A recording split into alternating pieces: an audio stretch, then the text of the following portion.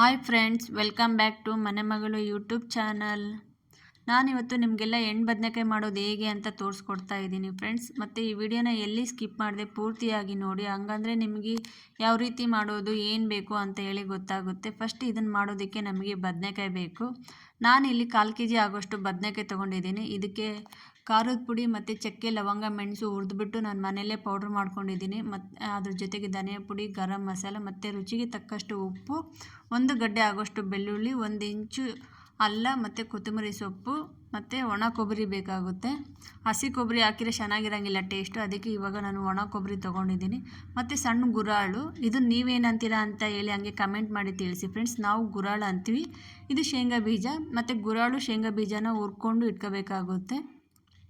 ಮತ್ತು ಎಣ್ಣೆ ಬೇಕು ಫ್ರೆಂಡ್ಸ್. ನಾವು ಶೇಂಗಾ ಬೀಜ ಮತ್ತು ಗುರಾಳು ಹುರ್ಕೊಂಡಿದ್ದು ಆದಮೇಲೆ ಅದನ್ನು ಸ್ವಲ್ಪ ತಣ್ಣಗಾಗಿ ಬಿಡಬೇಕು. ಮತ್ತು ನಮ್ಮ ಚಾನಲ್ನ ಇನ್ನೂ ಯಾರ್ಯಾರು ಸಬ್ಸ್ಕ್ರೈಬ್ ಮಾಡಿಲ್ಲ, ಪ್ಲೀಸ್ ನಮ್ಮ ಚಾನಲ್ನ ಸಬ್ಸ್ಕ್ರೈಬ್ ಮಾಡಿ ಫ್ರೆಂಡ್ಸ್. ಮತ್ತು ಶೇರ್ ಮಾಡಿ, ಲೈಕ್ ಮಾಡಿ, ಮತ್ತು ನಮ್ಮ ಚಾನಲ್ನ ಸಬ್ಸ್ಕ್ರೈಬ್ ಮಾಡ್ಕೊಳ್ಳಿ ಅಂತ ಕೇಳ್ಕೊತಾ ಇದ್ದೀನಿ ಫ್ರೆಂಡ್ಸ್. ಇವಾಗ ನೋಡಿ, ಶೇಂಗಾ ಬೀಜ ಹುರಿದಿದ್ದಾಯಿತು. ನಾನು ಇವಾಗ ಗುರಾಳು ಹುರ್ಕೊತಾ ಇದ್ದೀನಿ.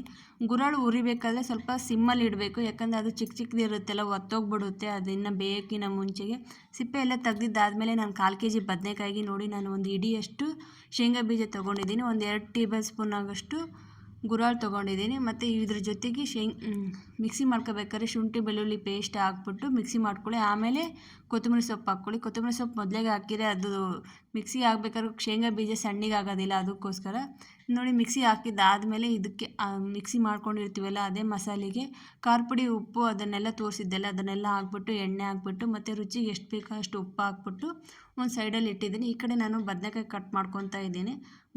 ಬದನೆಕಾಯಿನ 4 ಭಾಗ ಆಗಿ ಕಟ್ ಮಾಡ್ಕೊಂಡು ಇಟ್ಕೊಳ್ಳಿ ಫ್ರೆಂಡ್ಸ್. ಎಣ್ಣೆ ಬದನೆಕಾಯಿ ಚಿಕ್ಕ ಚಿಕ್ಕದು ಇದ್ದರೆ ಚೆನ್ನಾಗಿರೋಂಗಿಲ್ಲ, ಹಿಂಗೆ 4 ಭಾಗ ಇದ್ದರೆ ಚೆನ್ನಾಗಿರುತ್ತೆ.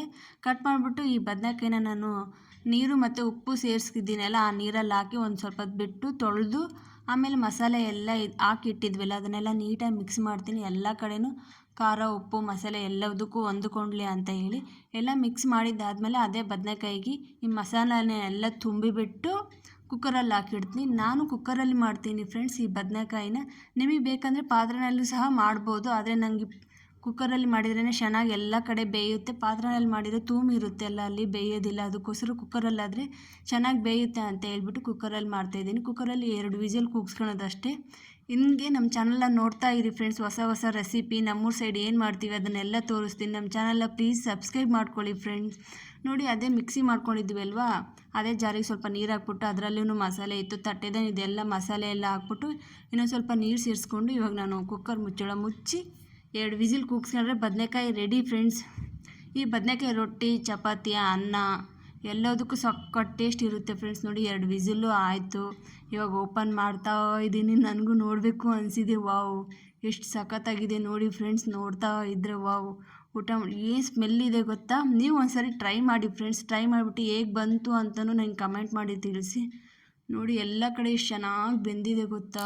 ಪ್ಲೀಸ್ ನಮ್ಮ ಚಾನಲ್ನ ಶೇರ್ ಮಾಡಿ, ಲೈಕ್ ಮಾಡಿ, ಸಬ್ಸ್ಕ್ರೈಬ್ ಮಾಡಿ ಫ್ರೆಂಡ್ಸ್.